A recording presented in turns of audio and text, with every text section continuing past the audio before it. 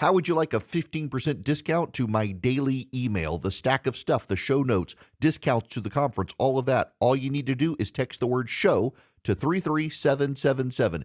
You'll get the annual subscription with a 15% discount to my daily email. You'll get the stack of stuff, the links to the show notes, discounts to the conference, and so much more. All you have to do is text the word show, SHOW, to 33777. Text show to 33777.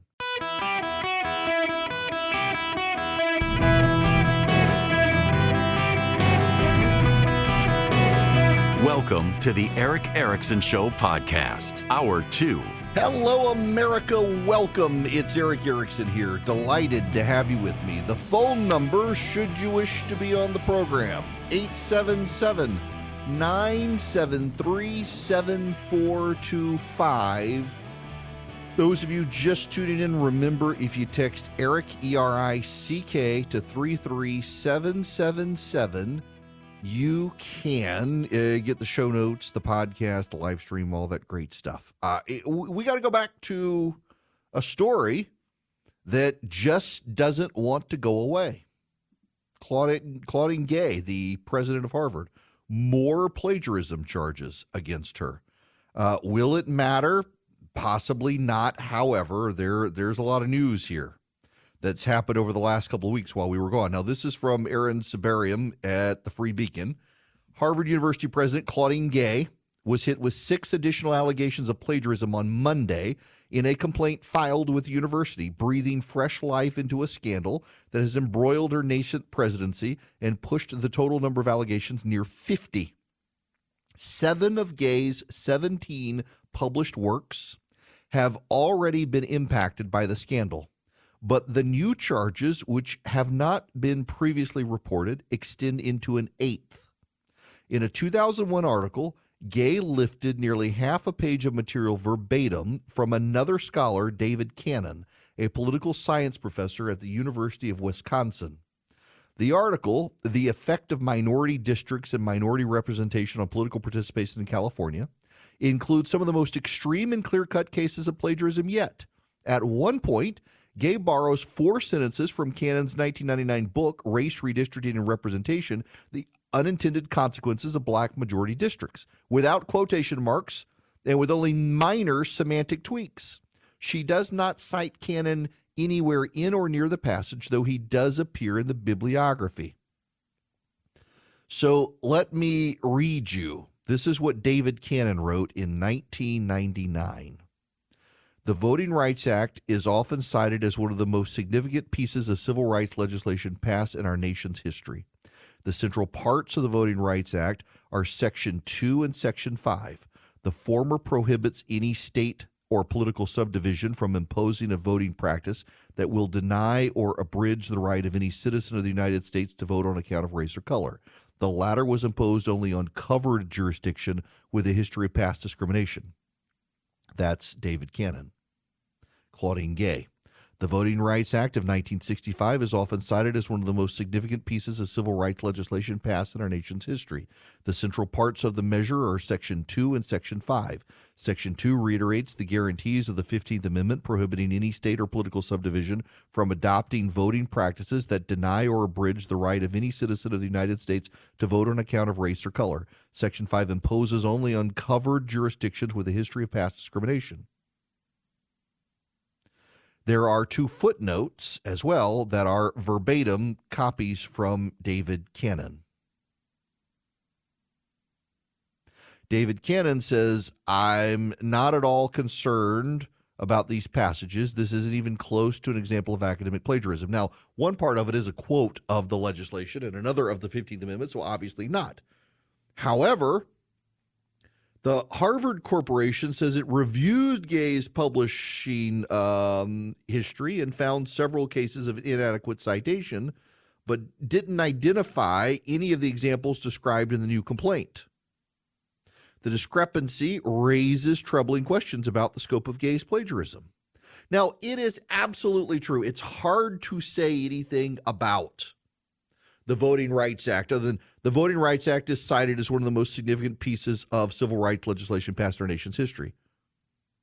But it's word for word. I mean, literally, he writes the VRA is often cited as one of the most significant pieces of civil rights legislation passed in our nation's history. And she writes, not the VRA, but the Voting Rights Act of 1965 is often cited as one of the most significant pieces of civil rights legislation passed in our nation's history. She used him in the bibliography. That's the problem. She clearly read his work and then quotes extensively from him without giving him attribution. Now, what's notable is that this guy, not my friend David Cannon, but this other David Cannon, says this isn't really academic plagiarism. So while we were away, there was this brilliant Twitter thread from an academic at, I believe it was the University of California, Berkeley. And she starts talking about the flagrant academic plagiarism that's out there. Now, you got to follow along with me on this. So this professor, this lady, she talks about how one of the most famous professors of Shakespeare in the United States is a notorious stealer of other people's ideas and a plagiarist. And that one time, this professor writes, she had an idea, and it was based on class conversations in her class. And she decided she was so inspired by this conversation in her class that she was going to write about it. And she was so excited about it, she happened to mention it to a group of faculty members, of which this guy was one of them. And before she could turn her paper around, this guy she mentioned it to had done it. And in class came in and thanked her and her students for the great idea, and clearly was owning the fact that he took the idea she said she was going to write about from her class discussion and got it done before her, and then had the audacity to come into her class and thank her and her students. And the students were appalled at the professor for not more aggressively defending herself, and she felt bad that she hadn't defended herself. So this is rampant on college campuses, and so many members of so many universities think they can get away with it, and particularly the older male professors think they can get away with it, and something has to be done to stop it. Plot twist. She then says, but Claudine Gay's critics are a bunch of conservatives. And so while I am aware of the mass history of plagiarism on college campuses and the abuse of senior people on college campuses, I have to stand with Claudine Gay because we can't let those conservatives win. Seriously. I mean, so what was so funny about this is that a lot of people were recirculating this woman's thread on Twitter. They were recirculating it, saying, look at this. And they never got to the end with the plot twist where she says, essentially, these people who are criticizing her are bad, therefore we must stand with her. Y'all understand, I hope, that that's one of the hallmarks of totalitarianism. And I'm not saying it flippantly. I'm not just throwing the word out there because people say it about Trump. It actually is one of the hallmarks of totalitarianism is that you cannot allow criticism to come from the other side. You can't allow the other to criticize. Because if you allow the other to criticize, it is allowing the other to undermine your shared objectives. So in a totalitarian state, they will tend to allow criticism from inside the house, but never from outside the house. And only inside the house, in limited circumstances, as long as it's done with a whole lot of praise. Now, you find this increasingly tribally in the United States. I've got a buddy of mine who one time told me you can criticize the right, particularly the evangelical right, so long as you offer 1,000 words of praise before you give 50 words of criticism. And it's kind of true. across the board tribally these days. Criticism from inside the house is acceptable so long as they are assured that you are one of them. They will not abide criticism outside the house. This is part of the problem for Claudine Gay and the left now. Is there was a rumor that circulated about a week ago, right before Christmas, that she had been told she needed to leave, and she hadn't. She refused. Well, right now, breaking news, the president of Harvard University is resigning. That's right. After all of this news, the president of Harvard University is resigning. Chris Rufo is one of the people who deserves a lot of credit here. This is happening right now, y'all. Breaking news as I'm talking about the latest plagiarism scandal. Claudine Gay is resigning. The Crimson Harvard has the story. Harvard President Claudine Gay will resign Tuesday afternoon, bringing an end to the shortest presidency in the university's history, according to a person with knowledge of the decision. It is not clear who will be appointed to serve as interim president. University spokesman Jonathan Swain declined to comment on Gay's decision to step down. Gay's resignation, just 6 months and 2 days into her presidency, comes amid growing allegations of plagiarism and lasting doubts over her ability to respond to anti-Semitism on campus after her disastrous congressional testimony December 5th. Gay weathered scandal after scandal over her brief tenure, facing national backlash for her administration's response to Hamas's October 7th attack and allegations of plagiarism in her scholarly work. The corporation, the university's highest governing body, is expected to announce the resignation to Harvard affiliates in an email later today. Gay is also expected to make a statement about the decision. The announcement comes 3 weeks after the corporation announced unanimous support for Gay after extensive deliberations following the congressional hearing. Now, it was never so unanimous. It never was. People behind the scenes essentially said that the corporation issued the statement and hoped to circle the wagons and became very mindful of the fact that a lot of the professors at Harvard were very upset. Harvard recently, in the last year, was named the Ivy League institution least favorable to free speech, which is a pretty bad thing to say something like that. So there you have it. Claudine Gay is resigning from Harvard. Chris Rufo deserves a lot of credit for this, and the left will be furious. And think about this professor who said that regardless of the allegations against Gay, the left needed to side with Gay because it was conservatives who wanted to push her out. It should not matter. It should not matter, but it does so much on the left and partially to the right as well. No criticism is allowed from outside the house, but that criticism has pushed Harvard's president out the door.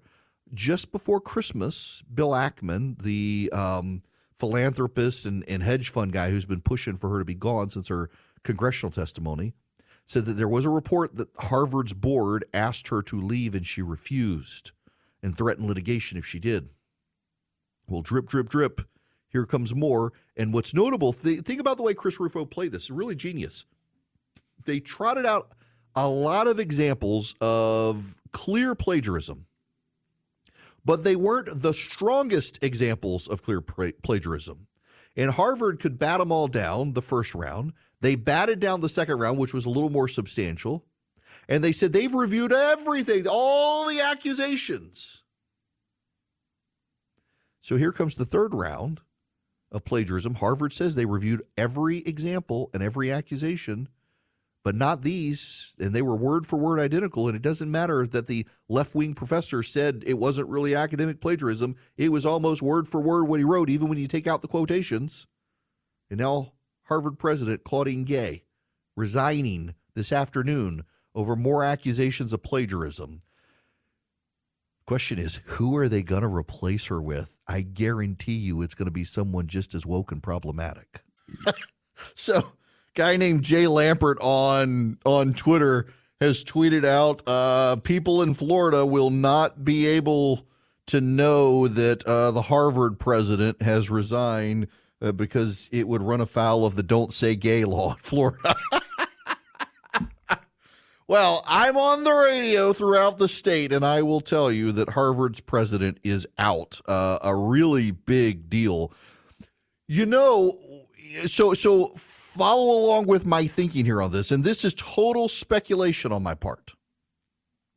Harvard's corporation circled the wagons around Claudine Gay because they didn't want it to appear that they were being under pressure from conservatives or activists, pro-Israel activists, to oust her.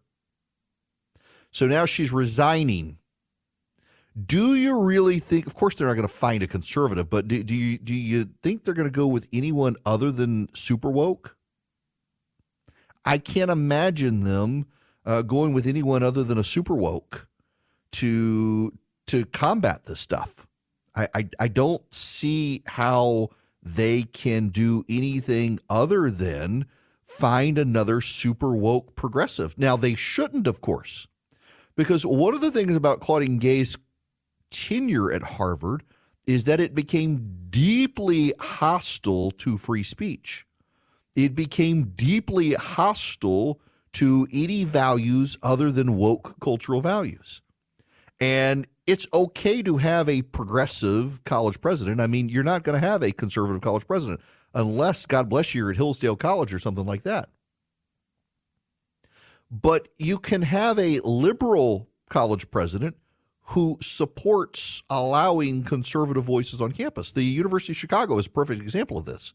At the University of Chicago, the administration has a very firm rule about not taking sides in speech, and that all sides are allowed to openly advocate their speech. All sides are allowed to take a stand on thorny issues. But those thorny issues have to be treated respectfully, both sides respecting the other side.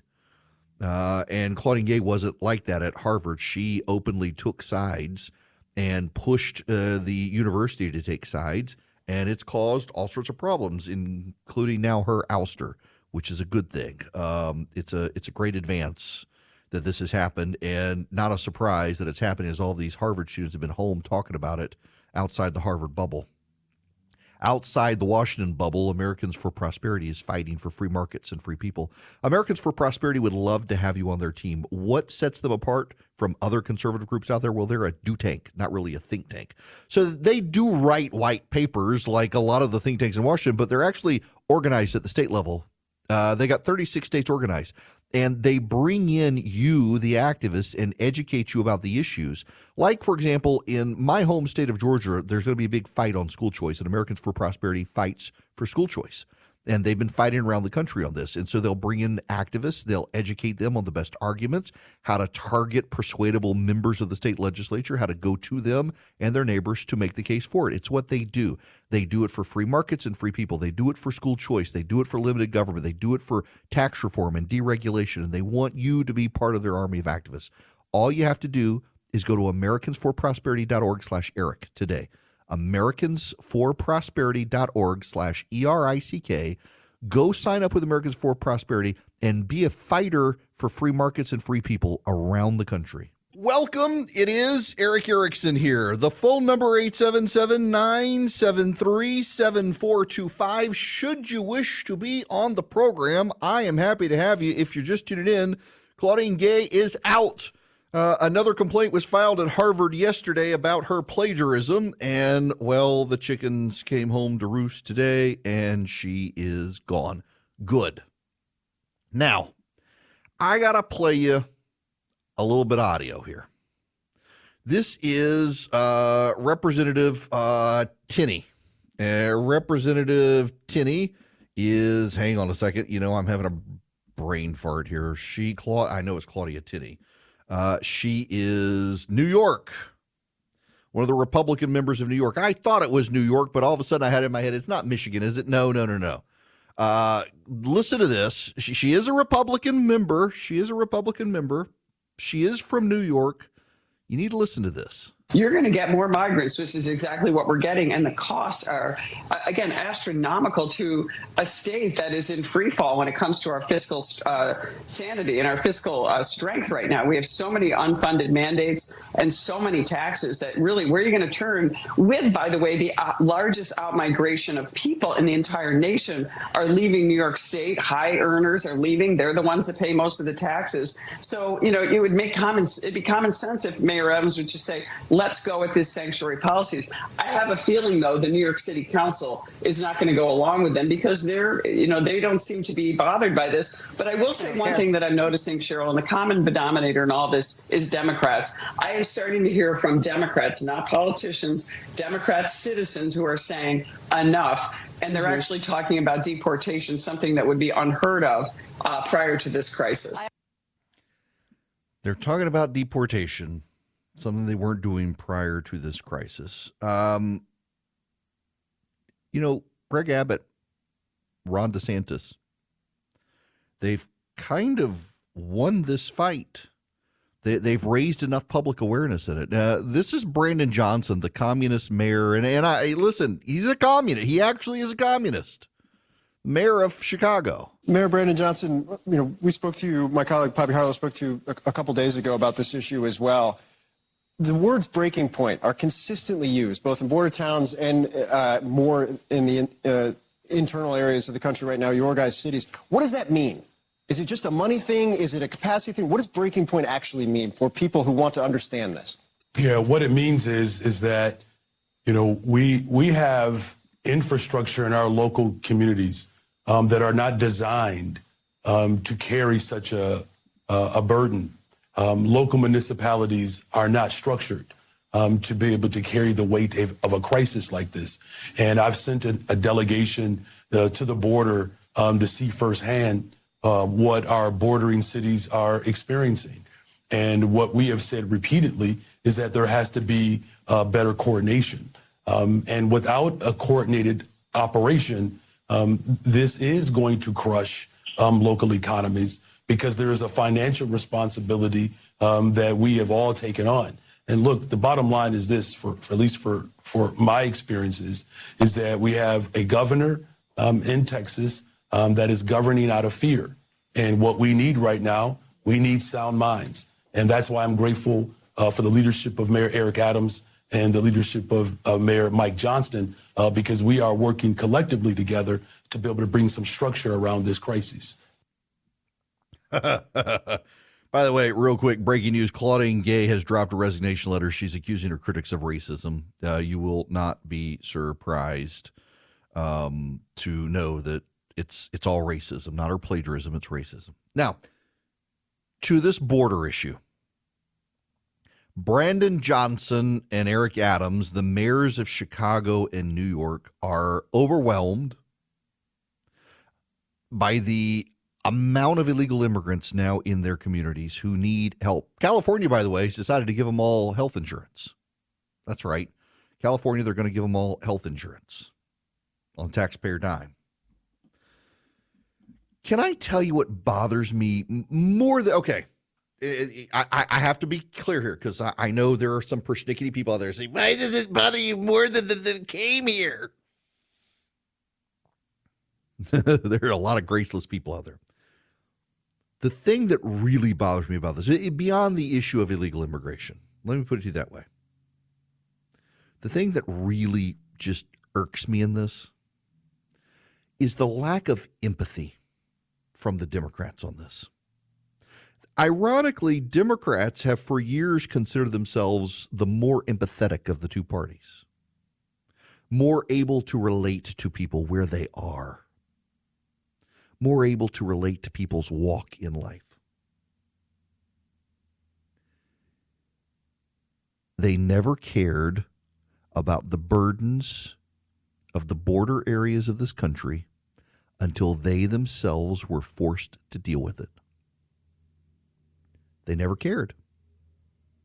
They were not bothered by what was happening in El Paso. They were not bothered by what was happening in Brownsville, Texas. They were not bothered by the border problems in Laredo or McAllen. They were not bothered by the overwhelmed local resources in Rio Bravo. They were not overwhelmed or concerned with the people of Chula Vista or Del Rio. They were flat out unconcerned. They never thought it was a problem. They didn't care about the bellyaching of the supposed racists of South Texas, the Hispanic residents of South Texas who were supposedly racist. Didn't bother them till they had to experience it themselves. It's like they all became Missourians. Now, God bless you, Missourians. Your state motto, the show me state. With the Democrats all acting like they're from Missouri, you got to show them. Show me the problem or I'm not going to care was essentially their motto. It shouldn't be that way. It literally should not be that way. It should not be that you have to see the overwhelming flood of illegal aliens in your state before you care about the plight that the people at the border were doing. We're all in this together. We're all Americans. If something bad happens in, I don't know, San Francisco, there's a terrorist attack in San Francisco. God forbid. There's a terrorist attack in San Francisco. Would you know? Get myself in trouble. How would you know, though?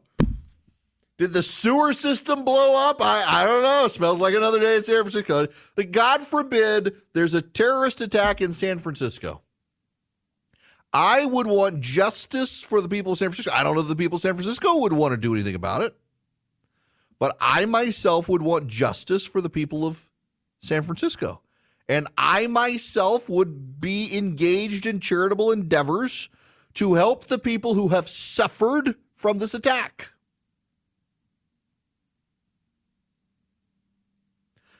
The left doesn't see it that way. They think the people of South Texas, those racist Hispanics in South Texas, they're supposed to deal with this. Those racist Hispanics in South Texas, they're the ones who got to deal with it. The racist Hispanics in South Texas, it's their problem, not the people of Chicago or New York. And that's the way they view it. That's the way they view it. They're good people in South Texas. They're not racist. They're hardworking. A lot of them farmers. A lot of them work for the border enforcement. And they're good people who came here legally. Their parents either lived there ancestrally, came here legally. They set up shop. They're legal American citizens. They're voters, and they are concerned with the overwhelmed south border. And Greg Abbott and Ron DeSantis together moving illegal aliens to these cities in the north so they could see it. It should have never had to have come to that, but it did.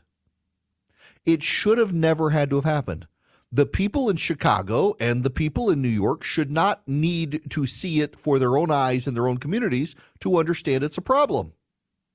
You shouldn't have to go to New York City and, oh yeah, the World Trade Center really did fall down. I guess we got to do something. You shouldn't have to go see it for yourself. You can see the images on television. But they didn't do that. They couldn't do that. They wouldn't do that. They could not, would not, will not empathize with Southern conservative-leaning states and the people on the border because of their political identity. Because of their political identity.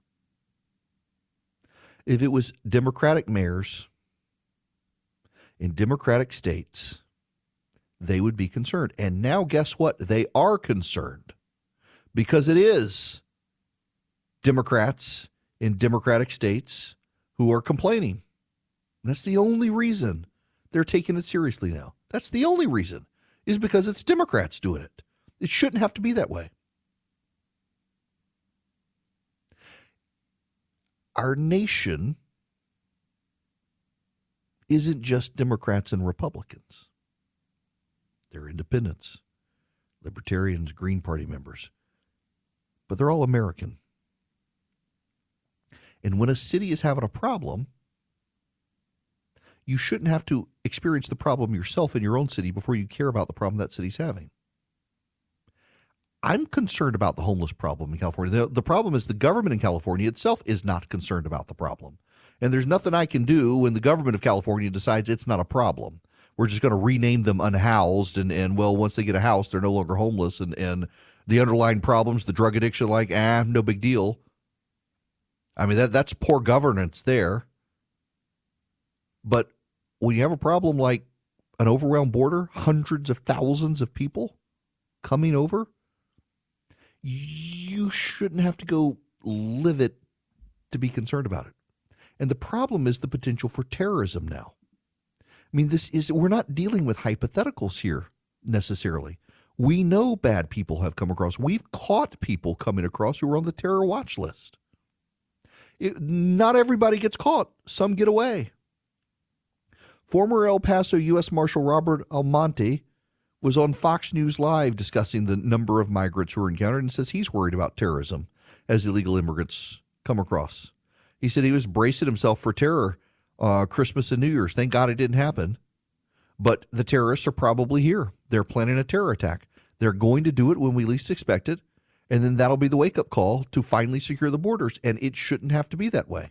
And it's true. According to the Customs and Border Patrol, there were 17 encounters of people between ports of entry at the southern border on the FBI's terror watch list in November alone. That's just November, 17 who were caught. What about the ones who weren't caught? When you talk about this, the Democrats think it's just fear scenarios, nightmare scenarios. It's never going to happen. These aren't hypotheticals. These are people on the terror watch list who have been caught. We know people have come across the border, Chinese and Russians, Iranians, Iraqis, Syrians. We've caught people from all those countries. And those are the ones we've caught. And some of them we've allowed to let go and wander the country while waiting for their court appearance. These aren't hypothetical situations.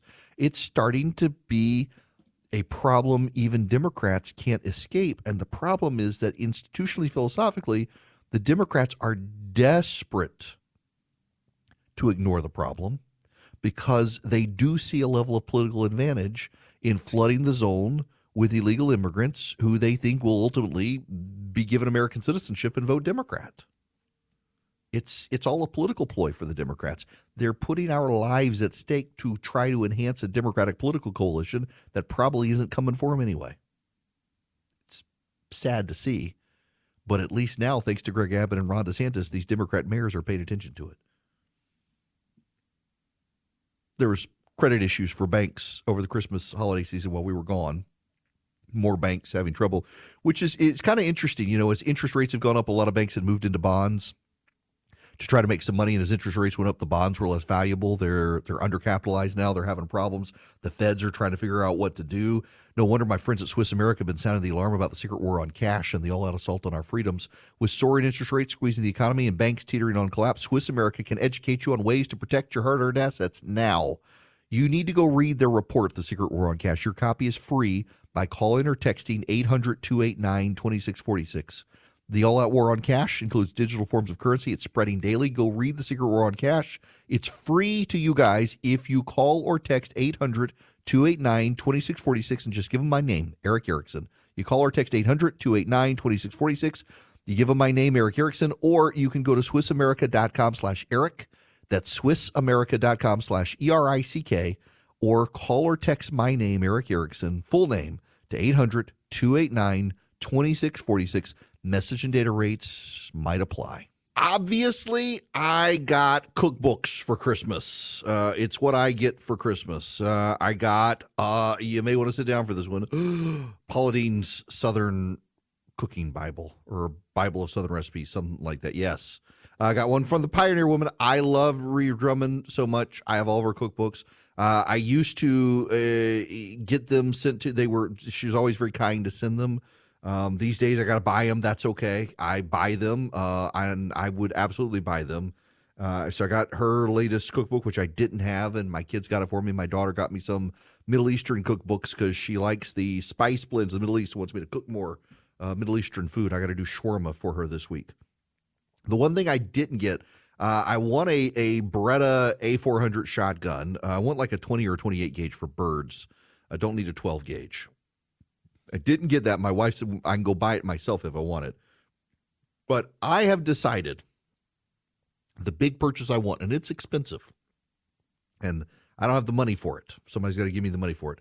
There's a company called Fontana Forney, and they make outdoor pizza ovens. And I've settled, look, there are a bunch of different companies. There's Alpha, there's Fontana, there are a bunch of them. I've settled on Fontana. And they make this outdoor pizza oven called the Roma, and you can do 4 pizzas at a time. There are 4 of us in the family, and I got a little rock box, and I can do pizzas for us.